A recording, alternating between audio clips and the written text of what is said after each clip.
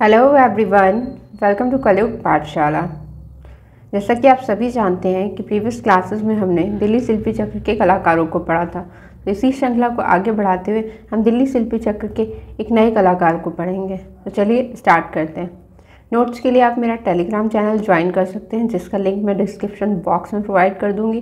तो आप जाकर नोट्स डाउनलोड कर सकते हैं और पढ़ सकते हैं। तो चलिए स्टार्ट करते हैं आज के कलाकार। हमारे आज के कलाकार हैं अनुपम सूद। कौन है? अनुपम सूद। अनुपम सूद एक महिला कलाकार है। सबसे पहले जान लेंगे क्या है। ये एक महिला कलाकार है। ठीक है, क्या है? महिला कलाकार है। चलिए अब जानते हैं इनके जन्म के बारे में। इनका जन्म कब और कहाँ हुआ है? तो इनका जन्म 1944 में कहाँ पर? होशियारपुर, जो आपका कहाँ है? पंजाब में है, वहाँ पर हुआ था। ठीक है, तो आपसे पूछा जा सकता है कि अनुपम सूद का जन्म कहाँ हुआ है? तो आप कहेंगे होशियारपुर में हुआ है। ये कहाँ है? तो ये पंजाब में है। कब हुआ है? तो 1944 में हुआ है। ठीक है, इनकी शिक्षा हुई है 1962 से लेकर 67 के बीच। कहाँ पर? दिल्ली कला विद्यालय में। ठीक है, जहाँ से इन्होंने किसकी शिक्षा प्राप्त की थी? कला की शिक्षा प्राप्त की थी। तो कहाँ से इन्होंने शिक्षा प्राप्त की अनुपम सूद ने? दिल्ली कला विद्यालय से। ठीक है, किसकी? कला की शिक्षा।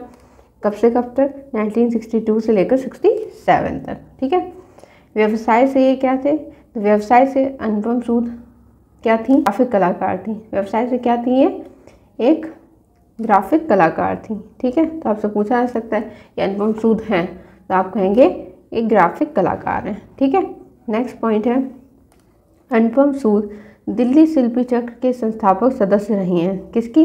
दिल्ली शिल्पी चक्र की क्या रही हैं? संस्थापक सदस्य रही हैं। ठीक है, तो आपसे पूछा जा सकता है कि अनुपम सूद किस ग्रुप से संबंधित है,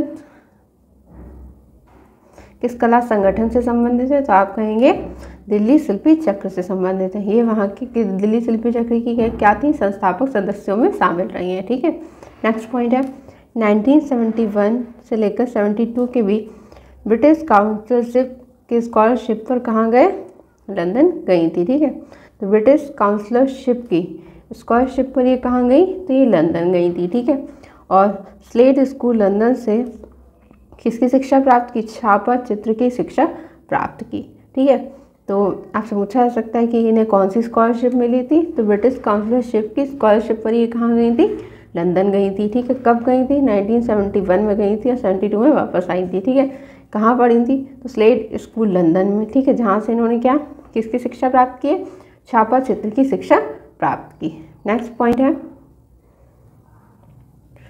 Anupam Sood college of art New Delhi में ग्राफिक विभाग में अध्यापिका नियुक्त हुई थी। ठीक है, आपसे पूछा जा सकता है कि अनुपम सूद कहाँ पर अध्यापिका नियुक्त हुई थी?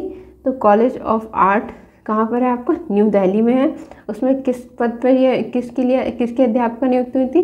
तो ग्राफिक विभाग में अध्यापिका नियुक्त हुई थी। ठीक है, नेक्स्ट है, अनुपम सूद ने कोलोग्राफ के माध्यम से कोलोग्राफ के माध्यम से क्या बनाए थे? चित्र बनाए थे। किसने? अनुपम सूद ने। किसके माध्यम से? कोलोग्राफ के माध्यम से। ठीक है, नेक्स्ट है, सह अस्तित्व जीवन एक क्रांति कोलोग्राफ के माध्यम से बनाए गए हैं।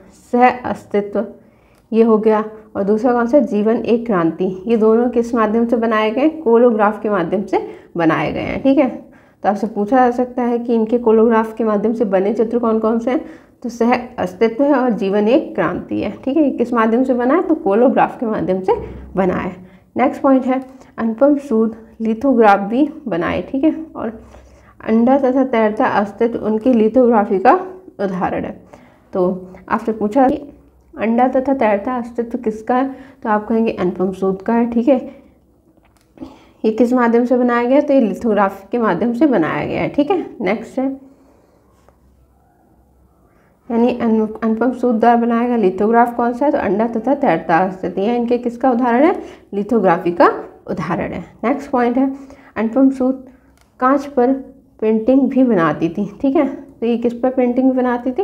कांच पर भी पेंटिंग बनाती थी। ठीक है, नेक्स्ट है, अनुपम सूद के इसका अनुपम सूद के छापा चित्रों की एक विशेषता है। क्या विशेषता है इनकी छापा चित्रों की? कि वे अपने चित्रों की पृष्ठभूमि को पर्दे का रूप देती थी। ठीक है, चित्रों की पृष्ठभूमि को किसका? पर्दे का रूप देती थी। तो पृष्ठभूमि क्या होती है चित्र की? जो जिस पर वो बनाया जाता है। ठीक है, तो उसको कैसा रूप देती थी? पर्दे का रूप देती थी। ठीक है, तो इनके छापा चित्रों की यह एक विशेषता। तो आपसे पूछा जा सकता है कि अनुपम सूद की चित्रों की छापा चित्रों की क्या विशेषता है? तो आप कहेंगे वह पृष्ठभूमि में पर्दों का रूप देती थी। ठीक, अब इनके कुछ पुरस्कारों के बारे में देख लेंगे। तो 1971 में और 75 में इनको क्या प्राप्त हुआ है? इन्हें all India fine art society का पुरस्कार प्राप्त हुआ। किसको? अनुपम सूद को। किसका? All India fine art society का। ठीक है, कब? 1971 में और 75 में। ठीक है, नेक्स्ट है 1973 में ललित कला अकादमी का राष्ट्रीय पुरस्कार प्राप्त हुआ। ठीक है, तो कब प्राप्त हुआ? 1973 में। किसका? ललित कला अकादमी का राष्ट्रीय पुरस्कार। ठीक है, नेक्स्ट है 1975 में राष्ट्रपति द्वारा इन्हें क्या प्राप्त हुआ है? स्वर्ण पदक प्राप्त हुआ है। ठीक है, कब? 1975 में। किसका? राष्ट्रपति द्वारा स्वर्ण पदक प्राप्त हुआ है। ठीक है, अब इनके कुछ प्रमुख चित्र देख लेंगे।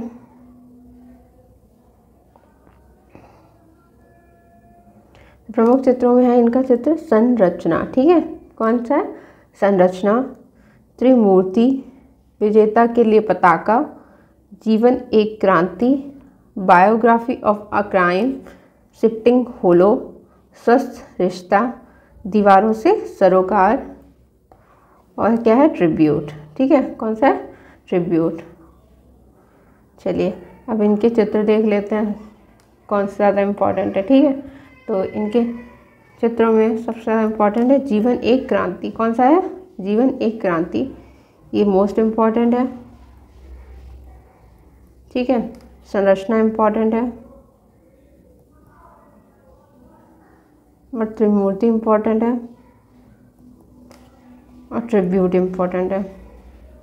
ठीक है, तो ये इनके कुछ चित्र हो गए। कौन कौन से हो गए? संरचना हो गया, त्रिमूर्ति, विजेता के लिए पताका, जीवन एक क्रांति, biography of a crime, shifting hollow, स्वस्थ रिश्ता, दीवारों से सरोकार और ट्रिब्यूट। तो ये इनके कुछ प्रमुख चित्र हो गए। ठीक है, चलिए कुछ पॉइंट्स इनको मैं इम्पोर्टेंट मार्क लगवा देती हूँ। जो कौन कौन से इम्पोर्टेंट देख लेंगे।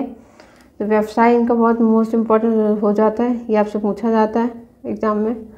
ये अनुपम सूद हैं तो आप कहेंगे ग्राफिक कलाकार हैं। ठीक है, एक है ये कि ये कहाँ गई थी? तो ये लंदन गई थी। किस स्कॉलरशिप पर? ब्रिटिश काउंसिलशिप की स्कॉलरशिप पर। ठीक है, और इनके कोलोग्राफ के उदाहरण जो है सह अस्तित्व, जीवन एक क्रांति कोलोग्राफ के माध्यम से बनाए गए। ये इम्पोर्टेंट हो जाता है। तो ये कुछ इनके प्रमुख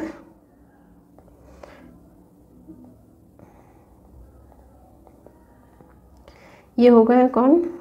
अनुपम सूद, जो एक महिला कलाकार हैं। ठीक है, तो इनके बारे में जो जो इम्पोर्टेंट था वो सब मैंने आपको बता दिया है। तो आप इसको अच्छे से तैयार कर लीजिएगा और चित्रों को भी अच्छे से तैयार कर लीजिएगा।